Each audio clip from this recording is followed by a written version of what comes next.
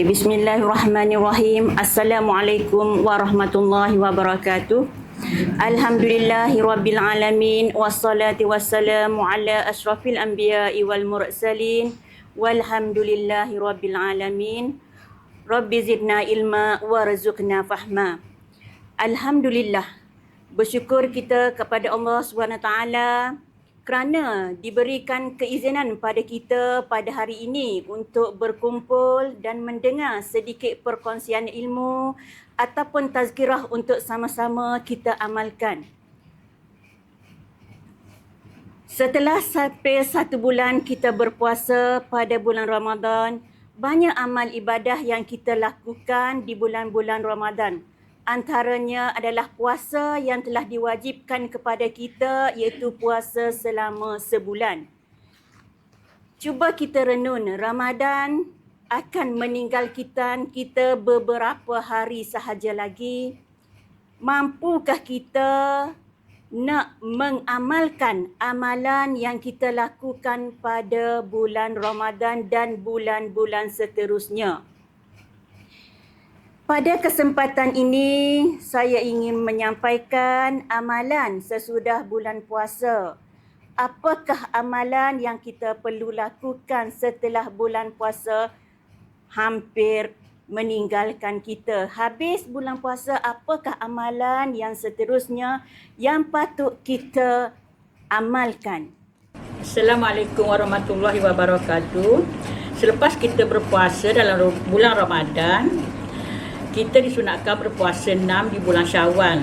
Boleh Ustazah terangkan bagaimanakah cara yang terbaik untuk kita lakukan di dalam bulan Syawal, iaitu puasa 6. Sekian, terima kasih daripada saya. Okey, terima kasih di atas persoalan yang diajukan tadi. Kita setelah berpuasa bulan Ramadan sebulan, jadi kita disunatkan untuk mengamalkan atau melakukan amalan sunat, iaitu salah satunya puasa 6 di bulan Syawal. Sebagaimana yang kita tahu, puasa Syawal pada 6 hari adalah tidak semestinya berturut-turut. Tetapi digalakkan kita puasa 6 berturut-turut selama 6 hari. Contohnya, kalau puasa kita hari yang kedua, kita bila cukup 6 hari, kita berhentilah puasa 6. Tetapi kalau kita nak sambung puasa hari Isnin dan hari Khamis, boleh juga.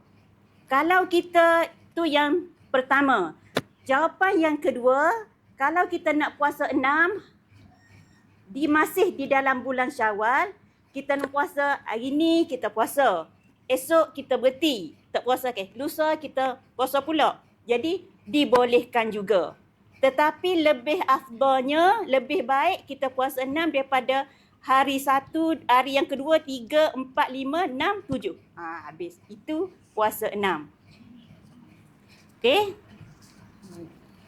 Sebagaimana sabda Rasulullah sallallahu alaihi wasallam yang bermaksud niat dia, nawaitu sauma ghadin an ada'i sunnata Syawal lillahi ta'ala. Sahaja aku puasa 6 pada bulan Syawal kerana Allah Ta'ala. Itu niat puasa dia.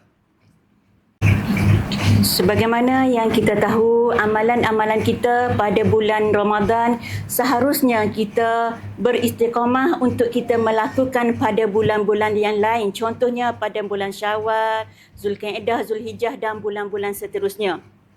Apakah dan mampukah? Cuba kita tanya pada diri kita. Mampukah kita melakukan ataupun beristiqamah melakukan amal kebaikan yang pernah kita lakukan pada bulan Ramadan? Dan apakah amalan-amalannya?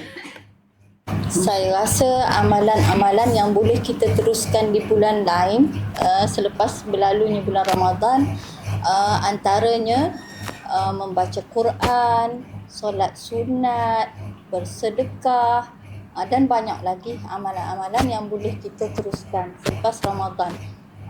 Boleh Ustazah tolong huraikan? Amalan yang perlu kita lakukan pada bulan Ramadan dan bulan seterusnya untuk perlu kita istiqamah iaitu menjaga solat sunat. Yang mana di sini berkenaan dengan solat sunat, Allah SWT telah menegaskan yang utamanya iaitu solat sunat tahajud dan solat sunat duha.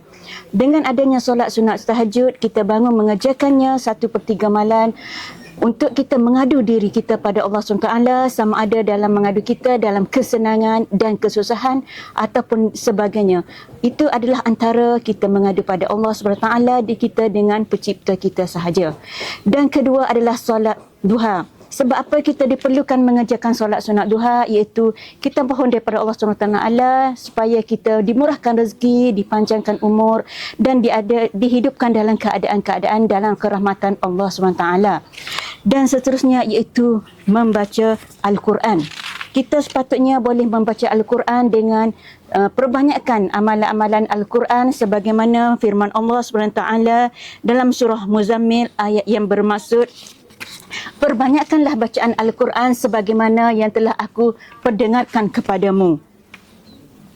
Dengan baca Al-Quran juga jiwa kita akan merasa tenang dan hati kita akan merasa lapang.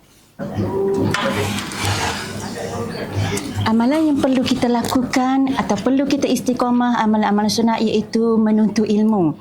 Dengan adanya ilmu, kita dapat mempertekadkan diri kita ke arah kebaikan dan kita akan menentukan diri kita ke arah yang lebih bermakna. Sebagaimana sabda Rasulullah SAW, menuntut ilmu adalah kewajipan bagi setiap muslimin dan muslimat. Talabal ilmu faridatun ala kulli muslimin wa muslimat. Dan amalan yang seterusnya itu berkenaan dengan amalan sunat juga untuk kita istiqamah pada bulan seterusnya iaitu menjaga silaturahim. Kita perlu menjaga silaturahim di antara adik-beradik kita, sahabat-sahabat kita, kawan-kawan kita, rakan sepejabat, rakan sekolah dan yang lainnya. Dengan menjaganya silaturahim, kita dapat mengetahui kesihatan, kehidupan, kesenangan kawan-kawan kita, sahabat-sahabat kita, adik-beradik kita serta sanak saudara kita. Dengan adanya silaturahim juga, kita dapat memanjangkan tali persaudaraan di antara satu sama lain.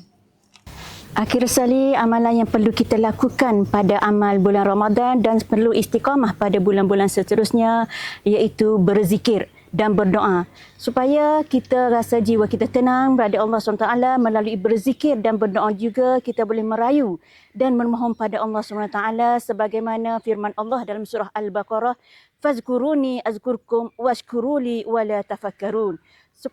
Dengan maksudnya Allah kata, siapa yang mengingati aku, nescaya aku akan mengingatimu.